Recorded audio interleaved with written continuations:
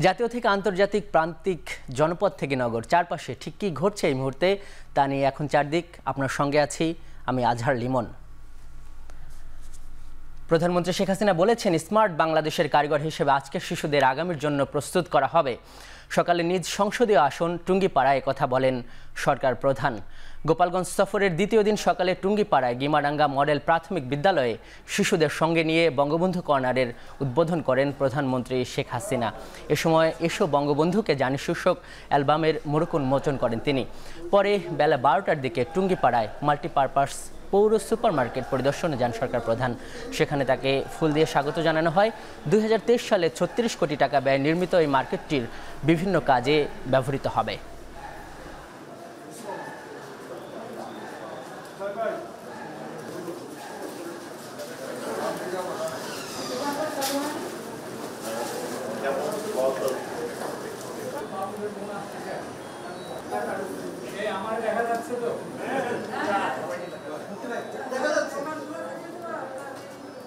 নিজের জীবনের কোনো সুখ সুবিধা কিচ্ছু দেখেননি, শুধু একটাই ছিল এদেশের মানুষকে কিভাবে এই দারিদ্র্যের হাত থেকে মুক্তি দেবেন, কিভাবে একটা উন্নত জীবন দেবেন এবং ছোট্ট শিশুরা যেন একটা সুন্দর জীবন পায়, সেটাই ওনার জীবনের লক্ষ্য।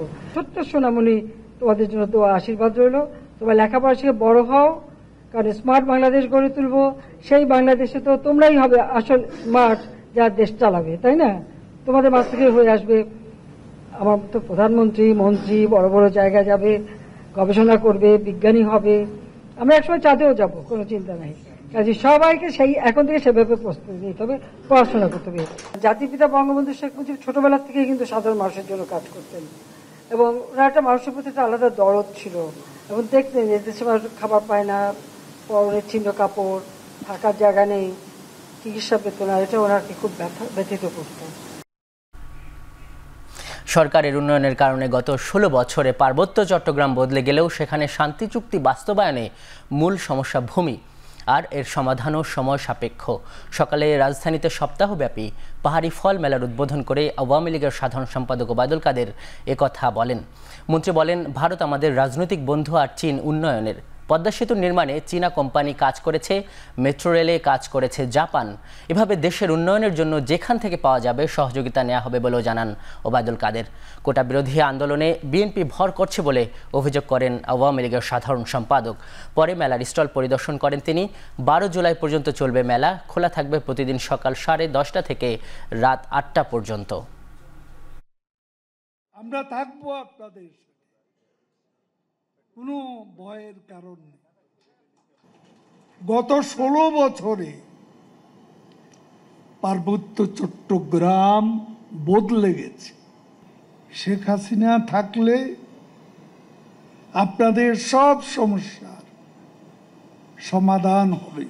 আজকে যোগাযোগ ব্যবস্থার উন্নতির কারণে আপনাদের এত সুমিষ্ট ফল ঢাকায় চলে আসে, চট্টগ্রামে চলে আসে।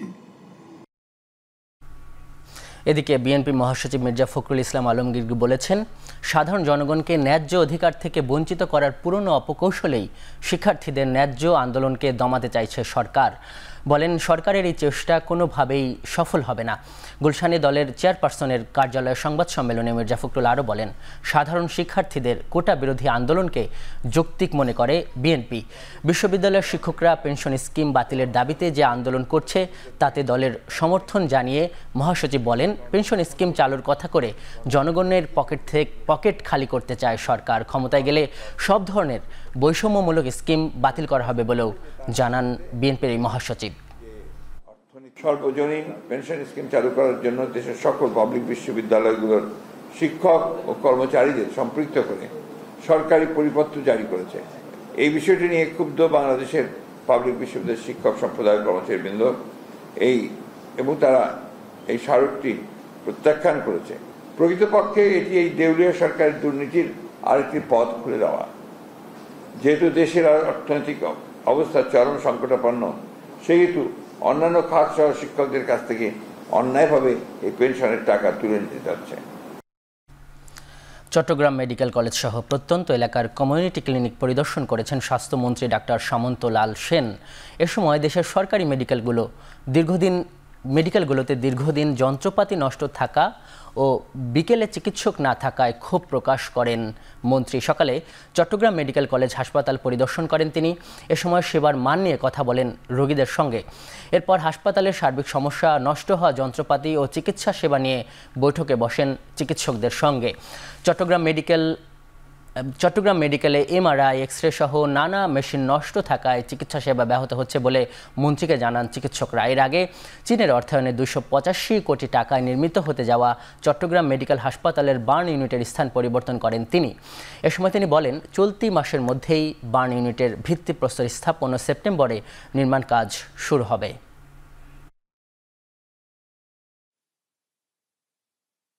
রোগীদের যে অভিযোগ আমি কোনো দেখবো ক্ষতি, আমি কোনো অভিযোগই ফেলে দিই না। যে কোনো অভিযোগই হলে আমি সেটা দেখবো। এখানে রোগীদেরকে চিকিৎসা ব্যবস্থাটা ভালো করতে পারি, তাহলে ঢাকা শহরে গিয়ে রোগীদের ভিড় হবে না, চট্টগ্রাম শহরে বিকনা। নতুন নতুন তথ্য প্রযুক্তির সঙ্গে তাল মিলিয়ে নিরাপত্তা বাহিনীগুলোকে বহুমাত্রিক দক্ষতা অর্জনের আহ্বান জানিয়েছেন রাষ্ট্রপতি মোহাম্মদ শাহাবুদ্দিন। সকালে প্রেসিডেন্ট গার্ড রেজিমেন্ট পিজিআর-এর 49তম প্রতিষ্ঠা বার্ষিকীর দরবারে এই আহ্বান জানান রাষ্ট্রপতি। এর আগে পিজিআর সদর দপ্তরে পৌঁছালে তাকে অভ্যর্থনা জানান সেনাবাহিনী প্রধান। পরে কোয়ার্টার গার্ড পরিদর্শন শেষে রেজিমেন্ট অফিসার ও জেসিওদের সঙ্গে কুশলাদি বিনিময় করেন রাষ্ট্রপতি। পরে প্রতিষ্ঠা বার্ষিকীর দরবারে যোগ দিয়ে রাষ্ট্রপতি বলেন, পিজিআর সদস্যদের একাগ্রতা, নিষ্ঠা ও শৃঙ্খলা বোধের মাধ্যমে দায়িত্ব পালন করে যেতে হবে।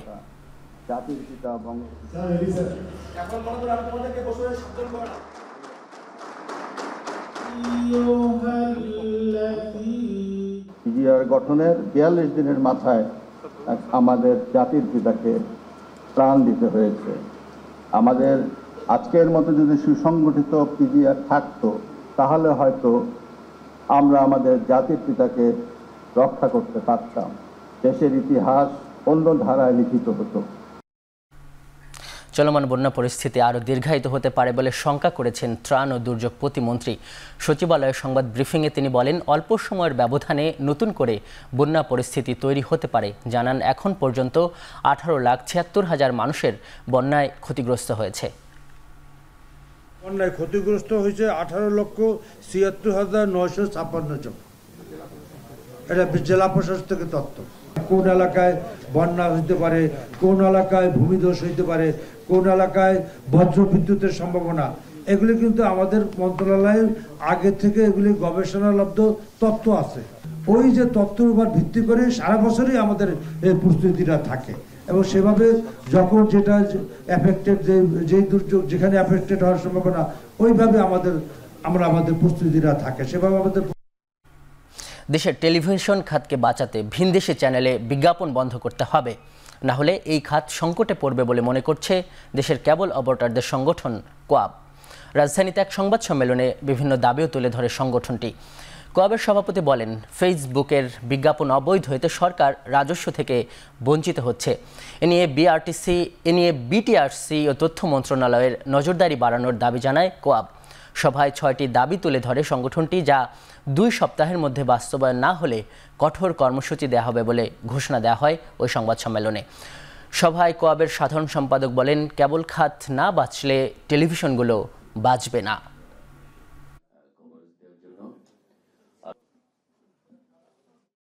চ্যানেলগুলো বিভিন্ন ওটিটি প্ল্যাটফর্মে চলছে, তারা এই চ্যানেলগুলোকে অবৈধভাবে পাইরেসি করে চালাচ্ছেন এবং আমাদের দেশে যে 3টি টেলকো কোম্পানি আছে, এই টেলকো কোম্পানিগুলো এই আইনের ব্যত্যয় ঘটিয়ে নিজস্ব অনুষ্ঠান সম্প্রচারের মাধ্যমে তারা লাইভ কন্টেন্টগুলো টেলিভিশন থেকে নিয়ে সম্প্রচার করছে, যেটা তথ্য সম্প্রচার আইনের পরিপন্থী।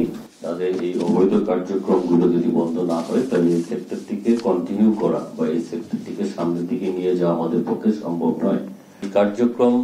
অবৈধ এই কার্যক্রম চলার কারণে আমরা কেবল অপারেটররা যেভাবে ক্ষতিগ্রস্ত হচ্ছি, সেই সাথে সরকারও রাজস্ব থেকে বঞ্চিত হচ্ছে। এখন চারদিকে নিচ্ছে একটা বিরতি, সঙ্গেই থাকুন।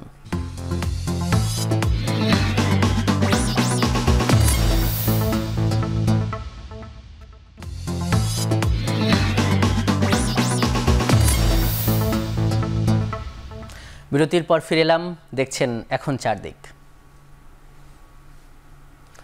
গুজব, অপতথ্য, মিথ্যা তথ্য ছড়িয়ে মানুষকে বিভ্রান্ত করা ঠেকাতে শিল্পীদেরও ভূমিকা রাখার আহ্বান জানিয়েছেন তথ্য ও সম্প্রচার প্রতিমন্ত্রী মোহাম্মদ আলী আরাফাত। রাজধানীতে তথ্য ভবন মিলনায়তনে চলতি অর্থ বছরের পূর্ণদৈর্ঘ্য ও স্বল্পদৈর্ঘ্য চলচ্চিত্র নির্মাণে সরকারি অনুদানের চেক বিতরণ অনুষ্ঠানে প্রধান অতিথির বক্তব্যে একথা বলেন তিনি। প্রতিমন্ত্রী বলেন, শুধু চলচ্চিত্র নির্মাণ করলেই হবে না, বাণিজ্যিকভাবেও সফল হওয়াও প্রয়োজন।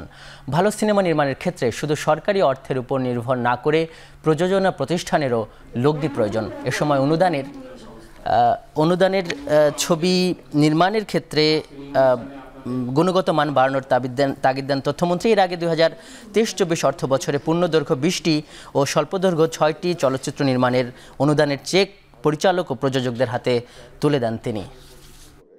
সারা জীবন কোনো শিল্পকর্মই কিন্তু বঙ্গবন্ধু কন্যা শেখ হাসিনা উনি ভারতে গিয়েছিলেন এবং আমরা কতগুলো সমঝোতা স্মারক তাদের সাথে সই করেছি। এখন এই সমঝোতা স্মারকের বিষয়গুলো নিয়ে যেভাবে মিথ্যাচার শুরু হলো, যেভাবে মানুষকে বিভ্রান্ত করা শুরু হলো, অনেক মানুষ কিন্তু আসলে বিভ্রান্ত হয়ে যায়। শিল্পী সমাজ এবং ক্রিয়েটিভ ইন্ডাস্ট্রির সাথে সম্পৃক্ত যারা, তারা সত্যের পক্ষে আপনারা যদি একটু কন্ট্রিবিউট করেন দেশের সামগ্রিকভাবে দেশের স্বার্থে এবং মানুষের স্বার্থে। সত্য, একটা সমাজে যদি সত্য হারিয়ে যায়, মিথ্যা যদি এখানে সামনে চলে আসে, তাহলে এটা কারোর জন্য কিন্তু মঙ্গল আসবে না। রাজধানীর খালগুলোকে উদ্ধার ও দূষণমুক্ত করতে নগরবাসীকে সোচ্চার ভূমিকা চাইলেন ঢাকা দক্ষিণ সিটি কর্পোরেশনের মেয়র ফজলে নূর তাপস। সকালে রাজধানীর বাংলা মোটরে ঢাকা ইউটিলিটি রিপোর্টার্স অ্যাসোসিয়েশন ডুরার আয়োজনে ঢাকার জলাবদ্ধতা নিরসন ও নান্দনিক পরিবেশ সৃষ্টিতে খাল পুনরুদ্ধারের ভূমিকা শীর্ষক সংলাপে অংশ নিয়ে একথা বলেন তিনি। জানান, আগামী মাস থেকে রাজধানীর জিরানী, মান্ডা, শ্যামপুর ও কালুনগর খালের কাজ শুরু হবে। জলাবদ্ধতা নিরসনে খালগুলোকে পুনরুদ্ধার করার বিকল্প নেই বলেও মন্তব্য করেন মেয়র।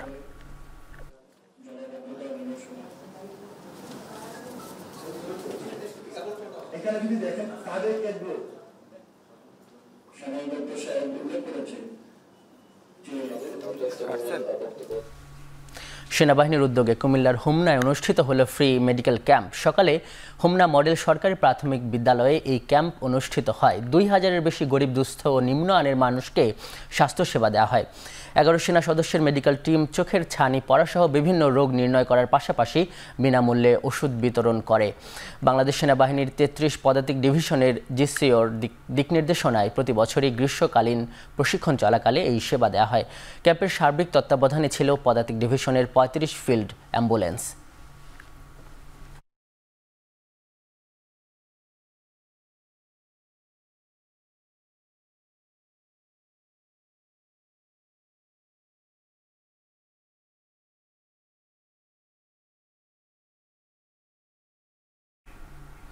এখন চারদিকে নিচ্ছি আরেকটি বিরতি, ফিরছি একটু পরেই।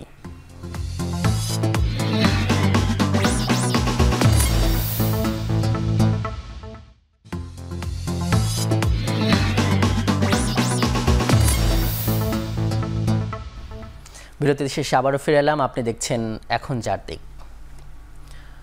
আন্তর্জাতিক প্রসঙ্গ, ইরানের প্রেসিডেন্ট নির্বাচনের দ্বিতীয় ধাপে 28.5 লাখ ভোটের ব্যবধানে জয় পেয়েছেন মাসুদ পেজেশকিয়ান। সংস্কারপন্থী প্রেসিডেন্ট প্রার্থী ভোট পেয়েছেন প্রায় 1,64,00,000।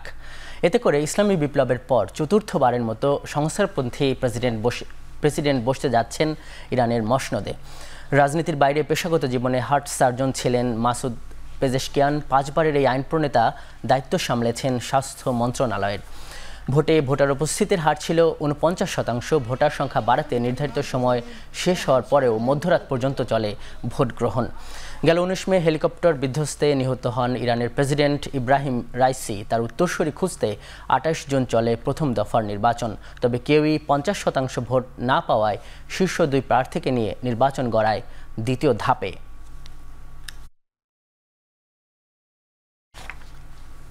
ক্ষমতা বুঝে পেতেই জীবনযাত্রার ব্যয় কমানো সহ ভূ রাজনৈতিক নানা চ্যালেঞ্জ মোকাবেলায় কাজ শুরু করে দিয়েছেন ব্রিটেনের নতুন প্রধানমন্ত্রী কিয়ার স্টারমার।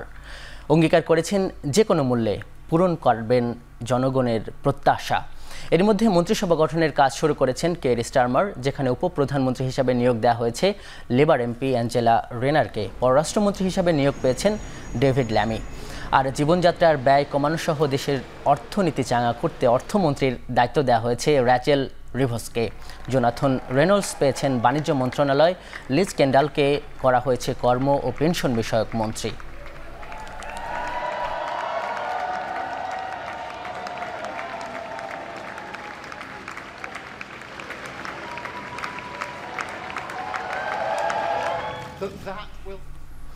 শেষ করছি এখন চারদিক। এখন টেলিভিশন ওয়েবসাইটে দেখতে ভিজিট করুন www.ekhon.tv। এখন টেলিভিশন ফেসবুকে দেখতে ভিজিট করুন facebook.com/tv.ekhon। ইউটিউবে এখন টেলিভিশন দেখতে ভিজিট করুন youtube.com/c/ekhontv।